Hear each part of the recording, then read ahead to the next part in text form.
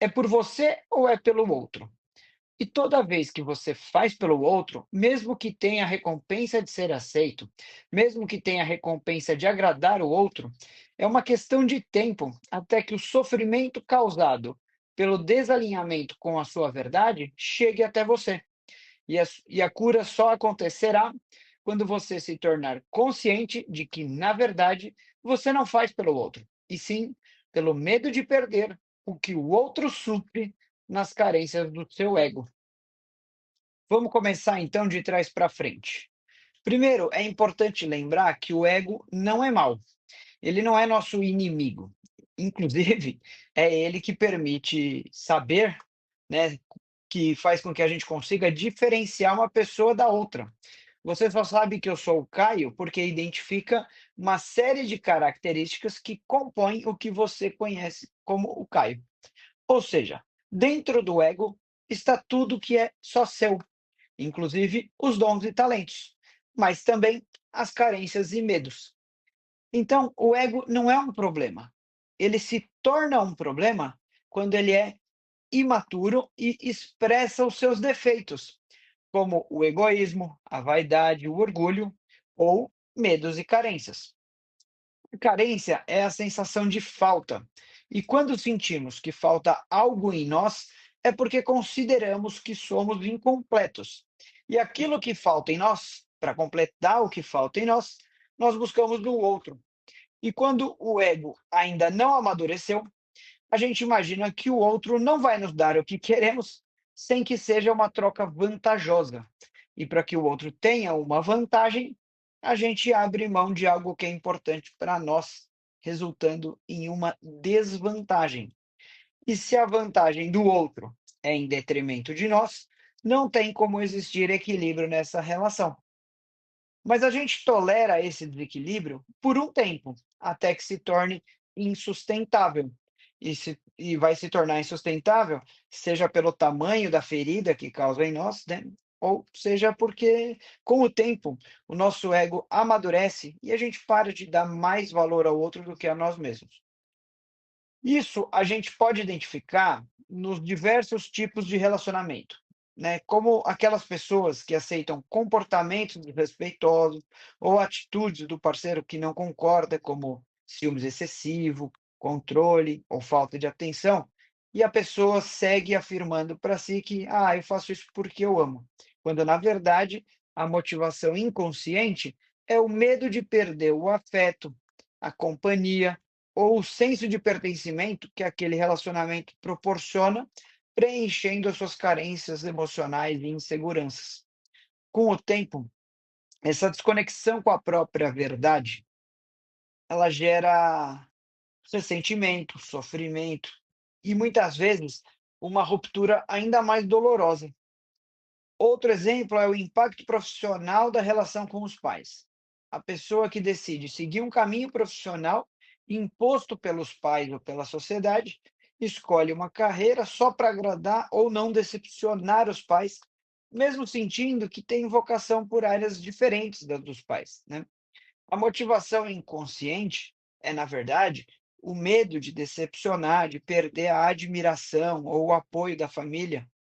Aí a profissão escolhida passa a ser uma tentativa de manter o amor condicionado que recebeu. A longo prazo, surgem as frustrações, crises existenciais ou até adoecimento psíquico, porque a pessoa está vivendo uma identidade que não é dela. Isso também acontece nas amizades. A pessoa que está programada para dizer sim para tudo, mesmo quando ela gostaria de dizer não. Alguém que está sempre disponível, faz favores além da sua energia, ou concorda com, como eu posso dizer, eh, opiniões, valores com os quais ela não compartilha. Tudo isso para manter os seus amigos por perto. Inconscientemente, ela tem medo de rejeição, de não ser querida ou útil. E essa pessoa, ela se adapta para suprir uma necessidade de aprovação e se sentir valiosa. Mas aí a sensação de esvaziamento e desgaste, né, o desgaste emocional, só cresce, porque a pessoa se afasta da sua autenticidade e se transforma em alguém que ela nem reconhece mais. Esses exemplos mostram como, muitas vezes, fazer pelo outro é uma tentativa inconsciente de preservar a zona de conforto emocional e evitar o enfrentamento das próprias carências internas. O verdadeiro alinhamento só acontece quando se age a partir da própria verdade e não do medo. E o primeiro passo é reconhecer que a carência existe. Novamente, né? Igual a gente vem falando nos comentários anteriores, tudo gira em torno do autoconhecimento. A gente não se conhece. Agimos movidos por padrões inconscientes que foram construídos ao longo da nossa infância, da convivência familiar, da cultura, né. Então, para pertencer e ser aceito, a gente acaba moldando uma persona, uma máscara social que nos protege da rejeição, mas que também nos separa do nosso verdadeiro eu. O ser humano, ele nasce psicologicamente incompleto, e aí ele projeta, por conta disso, ele projeta fora de si aquilo que ele ainda não reconhece como parte dele mesmo. Ele quer ser amado, valorizado, reconhecido. E aí ele acredita que o outro pode lhe dar isso. Aí ele se adapta, ele cede, ele representa papéis, acredita que faz isso por amor, por dever ou por bondade, mas em muitos casos faz por medo, medo de ser rejeitado, de ser excluído, de entrar em contato com o vazio interno que a carência evidencia. A sequência seria mais ou menos assim, né? Desde a infância, a criança aprende que certos comportamentos são aceitos e outros não. Ela começa a criar uma máscara social para receber aprovação. É boazinha, esforçada, controlada. Isso forma a persona. Depois vem a repressão da sombra.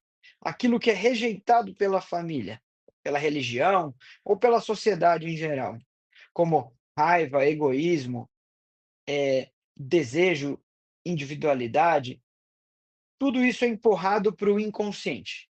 É a sombra. Mas ela não desaparece, ela influencia secretamente as atitudes da pessoa. E aí que surge a carência e a projeção. A pessoa sente um vazio, sente que falta algo e ela busca no outro o que perdeu de si mesma. A gente projeta no parceiro, no amigo, no chefe, tudo aquilo que esperamos encontrar em nós. A gente acredita que eles nos completam, e é aqui que está o ponto crucial. Não agimos pelo outro, mas pelo medo de perder o que ele representa para o nosso ego carente. A pessoa pensa: se eu não agradar, ele vai me deixar. Se eu não for útil, serei esquecido. O ego se torna um escravo da manutenção do vínculo. A gente imagina que precisa preencher determinadas condições para merecer esse vínculo. E a gente já falou aqui várias vezes que não existe amor incondicional, porque ou é incondicional ou não é amor. Com o tempo, viver para agradar o outro se torna insustentável. A alma começa a adoecer, surgem sintomas como angústia, depressão, irritação, sensação de vazio, e muitas vezes esse sofrimento nasce do sentimento de inferioridade. Toda essa necessidade de agradar o outro está enraizada em comparações internas e medo, o medo de não ser suficiente. As pessoas não fazem isso porque são fracas ou más. Elas fazem isso porque em algum momento da vida passaram a acreditar que não têm valor por si mesmas. Todos nós sentimos em algum momento que nós não somos bons o bastante. O problema não é sentir isso. O problema é viver em função disso. Muitas dessas crenças foram construídas na infância e nunca foram revistas. Esse sofrimento é, no fundo, um chamado. É a vida nos convidando a abandonar a máscara e iniciar o processo de individuação, de se tornar um indivíduo, né? Não de individualizar-se, de ser individualista. mas de se tornar um indivíduo, o processo de individuação, ou seja, tornar-se quem se é de verdade. O sofrimento, embora doloroso, é inteligente. Ele mostra que estamos traindo a nossa essência. O ego quer evitar o sofrimento, mas é justamente esse sofrimento que nos coloca no caminho da verdade. A cura começa quando o indivíduo para de viver para agradar aos outros e começa a ouvir a si mesmo. É nesse momento que ele deixa de ser um reflexo da sociedade e se torna uma alma viva, única. O grande sinal de que você está no caminho certo é a sua capacidade de dizer não. Você só será livre para dizer não quando estiver pronto para que o outro se decepcione sem que isso abale seu valor próprio. E você? Como está vivendo a sua vida? Já amadureceu e assumiu o domínio sobre o seu ego ou ainda tem um ego imaturo no comando? Se ninguém tivesse te julgando agora, o que você escolheria fazer? Se você não precisasse agradar ninguém, quem você se tornaria? Toda vez que você diz sim para o outro, negando a si mesmo, você se afasta do seu caminho. Seja honesto com a sua verdade interior. Só assim você poderá amar de forma real e não a partir da carência. Você não precisa, é claro, estar pronto para mudar tudo agora, mas pode estar pronto para não mentir mais para si mesmo. Cada passo em direção à sua verdade cura um pedaço da sua dor. Acredite, o que você busca no outro, amor, validação, paz, está justamente esperando por você, dentro de você, no momento em que você assumir o direito de ser você mesmo. Você não veio ao mundo para ser perfeito. Você veio para crescer. E o verdadeiro crescimento começa quando você troca a pergunta: o que vão pensar de mim? Por quem eu escolho ser, mesmo que me julguem. Essa coragem já é a cura. Ah, Caio, mas se você está dizendo para eu me despreocupar com os outros, isso não estaria alimentando o egoísmo? Eu não disse para você se despreocupar com os outros, só disse para você não viver em função da expectativa do outro, para não se abandonar em função do outro. Então, uma boa forma de viver é sem prejudicar ninguém e, se for contribuir, preencha tanto o seu interior a ponto de transbordar para os outros. Quando você transborda, você dá ao outro o que tem de melhor em você. Quando você está ainda vazio e quer doar ao outro, você estará entregando o que ainda não é seu e, portanto, não é verdadeiro.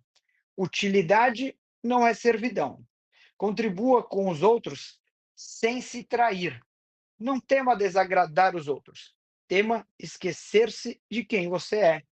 Por hoje é isso. Que você tenha uma próxima semana em que você consiga dizer não para o que não quer, consiga expressar a sua opinião com gentileza, mas a sua opinião em que escolha algo por você e não pelo grupo, que você aceite que você não será amado por todos e nem precisa ser. Troque ser aceito por fazer sentido, que você pertença de forma autêntica, consiga existir sem se anular. E com o tempo, crie a sua própria força interior. De uma vez por todas, deixe de viver por medo de perder e passe a viver com propósito e de propósito, descobrindo quão libertador é encontrar conforto na coragem de ser imperfeito. Um forte abraço, fique com Deus, afetuosamente.